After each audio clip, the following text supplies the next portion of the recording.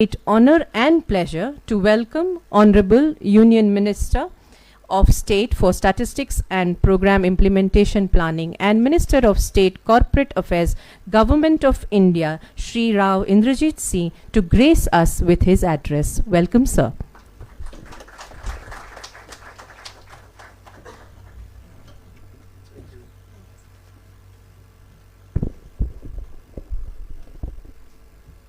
Learned Vice Chancellor of the Kachchh University, Professor Jadeja,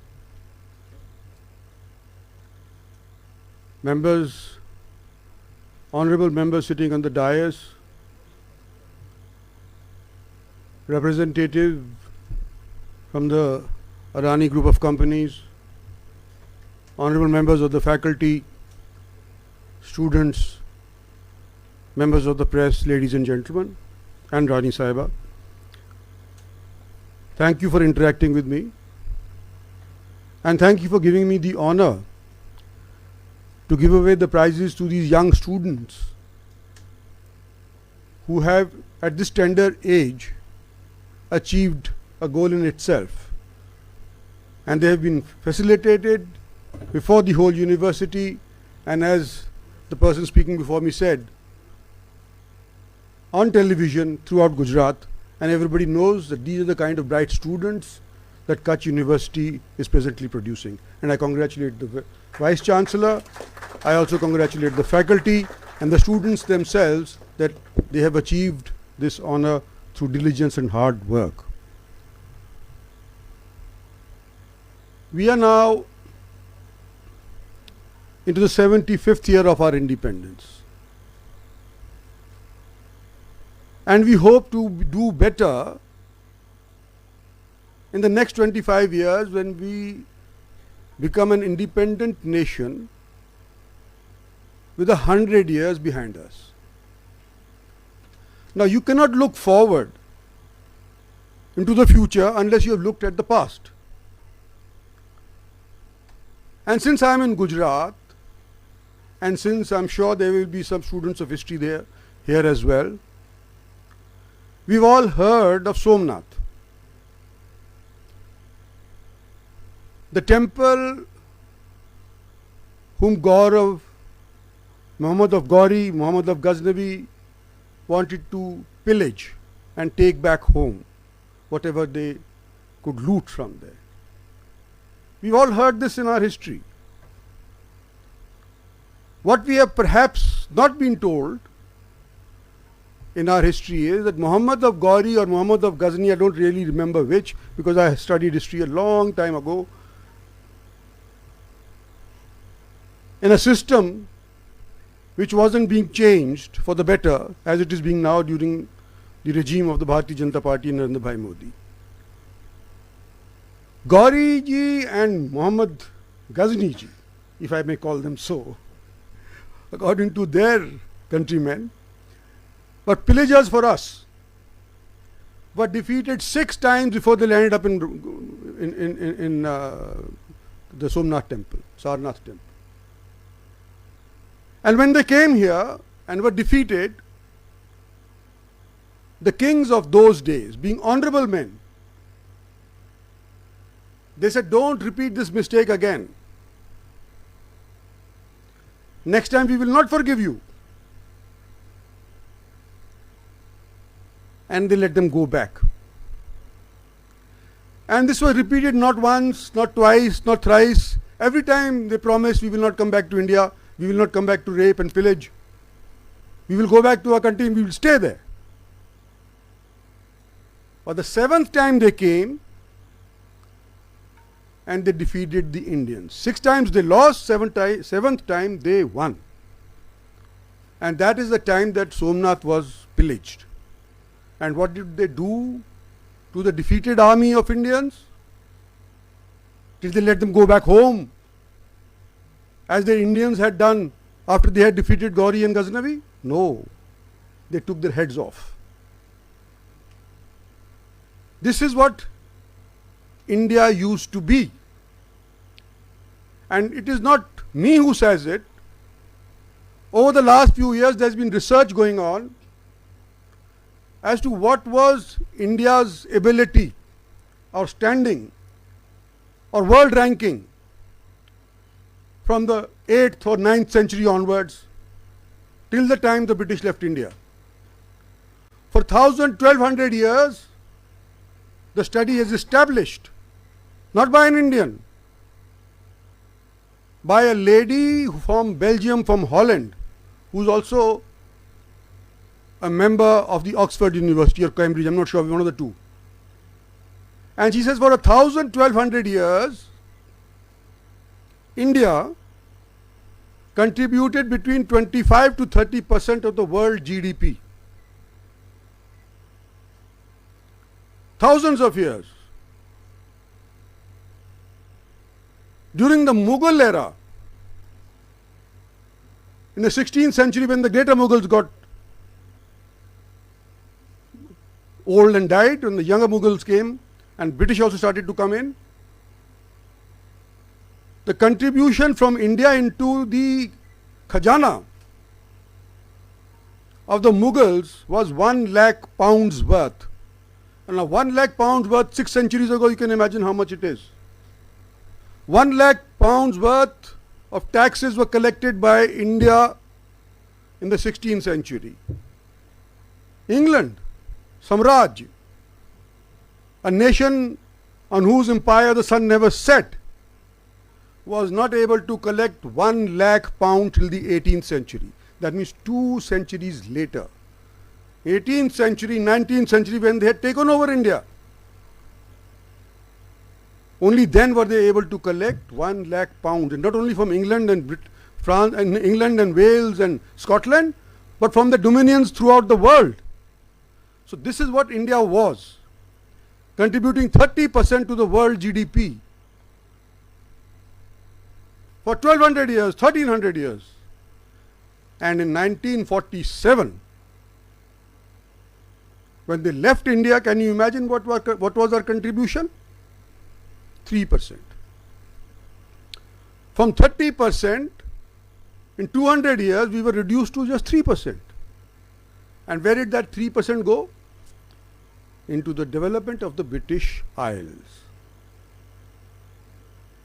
And from the day of independence, 1947 onwards, perhaps even before that,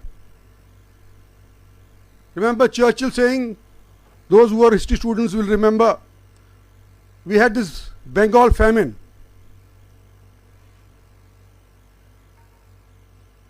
During the Second World War, Churchill said, this wheat will go to the Greeks who are fighting against the Germans. Let the Indians starve.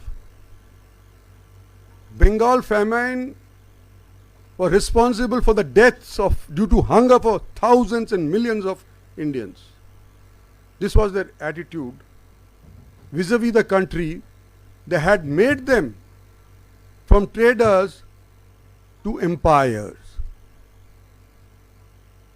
And today we are now in the 75th year, as I had, let me to come back to the subject, we are in the 75th year of our independence. And when we became independent, we were considered as a country that was out with a begging bowl. Humko khana chahiye. PL 480. America gave us wheat, and they also gave us Congress grass. If you remember Congress grass, वो खुजली हो जाता है, उसको लग जाता है तो खुजली हो जाता है. अभी तक है. Everywhere you find Congress grass, because it was imported during the Congress regime. So it became Congress grass. It's a weed. We were out with a begging bowl. And today, 75 years later, we are sending satellites into orbit, not only for ourselves, but also for countries who are supposedly better placed than us economically as well intellectually. Why? Because we are able to do it at a lesser cost. In a state where even a needle was not made, prior to 1947, it was all imported from England. Today we are sending satellites right up into the orbit, into outer space. We have progressed, there is no doubt about it. But we have progressed in the eyes of the world also over the past 10 years. And why I say this to you is that during the COVID pandemic, which was recent and everybody has it fresh in their minds, during the COVID pandemic, those that were manufacturers of the vaccine were hoarding the vaccine and only giving it to those that gave them money. And it was not limited to only giving it to those that had money. They also wanted land in exchange. These companies that made this vaccine for the wealth, for the health of the citizens, were giving it away for part of land, say from Argentina, from Brazil, from Africa. And they wanted a clause that we will provide you the vaccine, but if somebody dies, because it was an experimental vaccine, if somebody dies, we will not be prosecuted. All hands off. And it was in those days that your country and my country and our government and our Prime Minister, he said we will give it to you free. It was a tight slap on those that were asking money and land for vaccines. And we provided it, not only enough of it for our own citizens, but also for the citizens of the world that were needy and poor. And there was a time, I remember, when I was the age of youngsters here, when India had a standing as the leader of the third world, the so-called non-aligned movement. And then we fell from grace in the eyes of the United Nations or Committee of Nations. And today, all of a sudden, in the last 7 years, we have again regained our position as a nation that has to be looked at, not only at, it has to be looked up to. We are going to show direction to the world, intellectually and hopefully over the next 25 years economically. And when I speak of economics, and there are those here who probably know better than I, in the last 1 year after COVID pandemic, India grew at a rate of 4.1%. You will say that is chota mota kya hai? But when you compare it post-COVID, America grew at only 2%.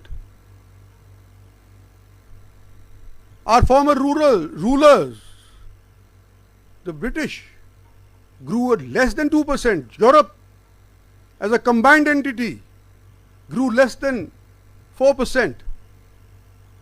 India, on its own standing, grew at 4%. And now today, the latest quarter, which is from March onwards up to now, the latest quarter, as the professor will tell me, Mr. Pillai might be better knowing on this, because he's into all these dealings. We are today the fastest growing economy in the world, except China.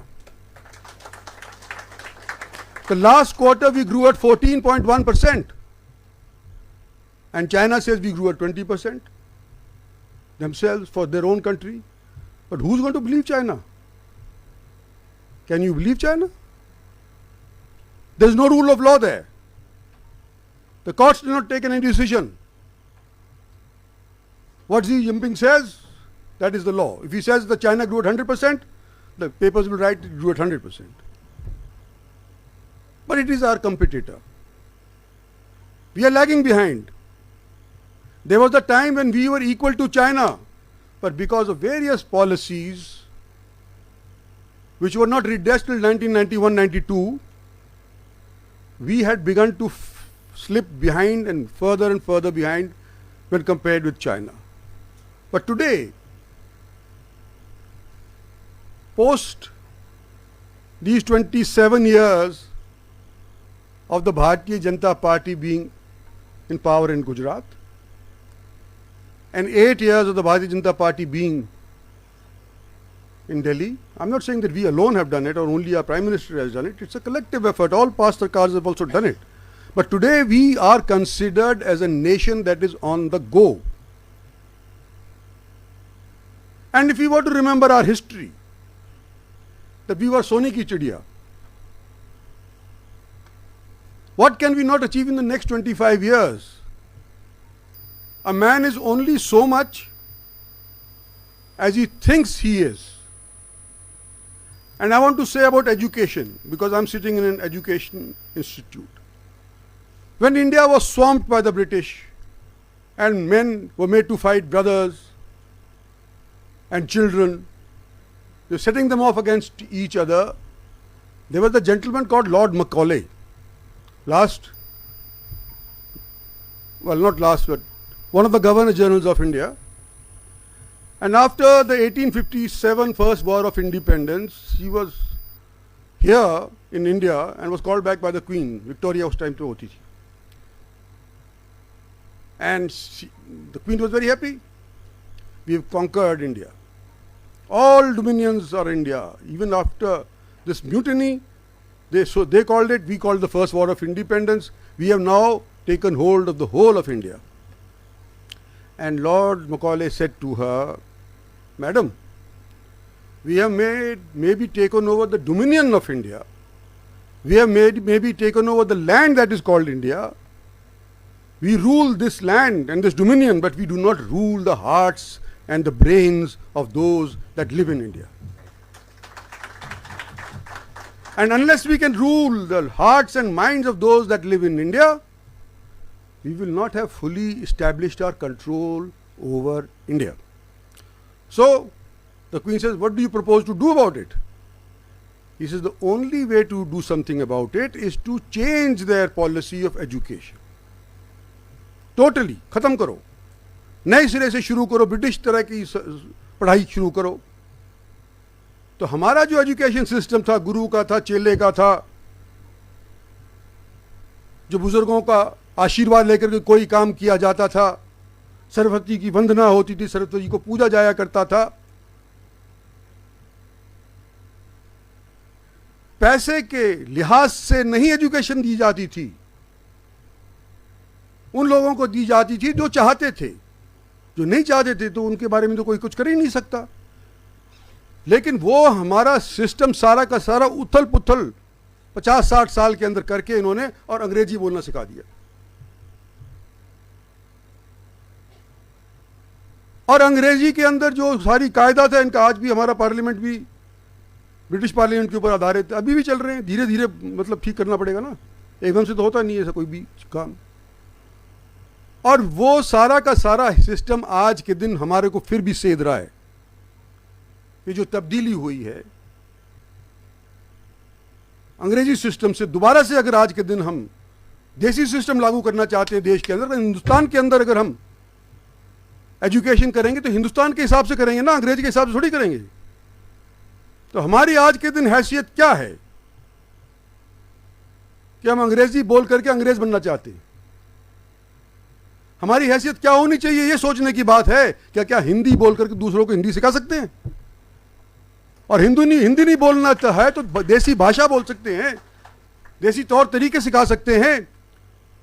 ईमान जो आज के दिन लोगों के अंदर नहीं रहा, क्या उसको दोबारा से स्थापित कर सकते हैं? और गुजरात और गुजराती देश के किसी कोने में चले जाओ, आपको मिल जाएगा. और मेरा सौभाग्य रहा कि मैं एक ज़माने के अंदर विदेश मंत्री हुआ करता था 204 से 206-7 तक. और मेरे पास लैटिन अमेरिका, अफ्रीका और ईस्ट यूरोप था. तो लैटिन अमेरिका में जिसमें अर्जेंटीना आता है, यूरुग्वे आता है और ब्राज़ील आता है, सबने सुना होगा कि नायग्रा फॉल्स क्या चीज़ है, पता है ना? अमेरिका और कनाडा के बीच के अंदर एक नदी बहती है, वो गिरती है और कहते हैं सबसे बढ़िया फॉल अगर विश्व के अंदर है तो नायग्रा फॉल्स है. सब जाते हैं, जो अंग्रेजी बोलता है खासतौर पे वो जाएगा. लेकिन जहां 3 ये मुल्क मिलते हैं लैटिन अमेरिका के अंदर, यूरुग्वे, ब्राजील और अर्जेंटीना, वहां जंगल के अंदर सिर्फ 20 घर हैं, 20 घर। जो टूरिस्ट आता है, जैसे भूला भटका कोई टूरिस्ट आ जाता है, तो भूला भटका टूरिस्ट को चाय पानी पिलाने के लिए सिर्फ 20 घर हैं, जहां जो फॉल वहां के नायग्रा फॉल से 4 गुना अव्वल हैं, ज्यादा पानी वाले हैं। पर वहां कोई जाता क्यों नहीं? क्योंकि वो बिल्कुल अमेज़न जंगल के अंदर है, वहां कोई पहुंचता ही नहीं। और मैं पहुंच गया हेलीकॉप्टर से, और वहां क्या देखता हूं? गुजराती उन 20 दुकान के वो 20 घरों के अंदर 15 गुजराती। बताओ। तो जब ये गुजराती वहां पहुंच गए, तो गुजरात में जो होता है और जिस तरह की आपने वातावरण बनाया है और जिस तरह से गुजरात के अंदर डेवलपमेंट पिछले 25-30 साल के अंदर कराई है और देखी है, और आपकी कंपनीज ने प्रोग्रेस करी है, रिलायंस हो तो, अडानी हो तो, जो हो सो देखो। भुज, मैं कभी गुजरात आया नहीं था। भुज के अंदर 2001 या 2 के अंदर भूकंप आया, और जिस तरह से गुजराती सारे इकट्ठे होकर, चाहे वो कहीं रह रहा हो, विश्व के किसी भी कोने में रह रहा हो, सबने चंदा किया और भुज को पहले से बेहतर बना दिया। ये गुजरात की मतलब उपलब्धि है, गुजरात वालों की उपलब्धि है। तो जो गुजरात रास्ता आज के दिन दिखाएगा, तो बाकी देश दिखाएगा, देखेगा। गुजरात ने चीफ मिनिस्टर मोदी बनाए, देश ने प्रधानमंत्री बना दिए। गुजरात ने तरक्की करी, डेवलपमेंट करी, इंफ्रास्ट्रक्चर साधा, नर्मदा का पानी यहां तक, कच्छ तक पहुंचा दिया, इंफ्रास्ट्रक्चर देश के अंदर बढ़ने लग रहा है। तो ये सारी की सारी पहल अगर हुई है तो गुजरात मार्फत हुई है ना। तो मैं आप गुजरातियों से कहना चाहता हूं, खास तौर पे जो दिल और दिमाग वाले हैं, कि आप इन बच्चों को पढ़ाने लग रहे हैं। हमारे टाइम के वो तो फिर भी प्रभाव था, कोई कहता था ये कम्युनिस्ट हिस्ट्री है, कोई कहता कि अंग्रेजों की पढ़ाई हुई हिस्ट्री है, कोई कुछ कहता था। हम यूँ कहते हैं कि हमारी जो हिस्ट्री थी उसका भी कुछ अनुभव होना चाहिए। हमारा जो एजुकेशन सिस्टम था, जिसने 1200-1300 साल तक हमारे को विश्व इकोनॉमिक ताकत बनाया था, उसमें कुछ तो असर होगा कि 1000 से अव्वल सालों तक हम सबसे ज़्यादा धन प्रोड्यूस करने वाले मुल्क थे। कुछ तो होगा, नहीं तो 1-2 साल के अंदर दिवालिया निकल जाता है मुल्कों का। इंग्लैंड का आज के दिन लिज ट्रस्ट ने, वो कोई मेरे को पढ़ा रहा था एक दिन, कोई व्हाट्सएप आता है, ये बच्चे मेरे वाले जैसे थे, मेरे भी बच्चे वो पढ़ाते हैं कि लिज ट्रस्ट जो इंग्लैंड की महारानी प्राइम मिनिस्टर हैं, उनका रिकॉर्ड कोई नहीं तोड़ सकता। उन्होंने 1 महीने के अंदर एक क्वीन को दफना दिया, इंग्लैंड की इकोनॉमी को दफना दिया, और जो टोरी पार्टी है जिनकी वो सदस्य हैं उसकी भी जय हिंद कर दी 1 महीने के भीतर भीतर।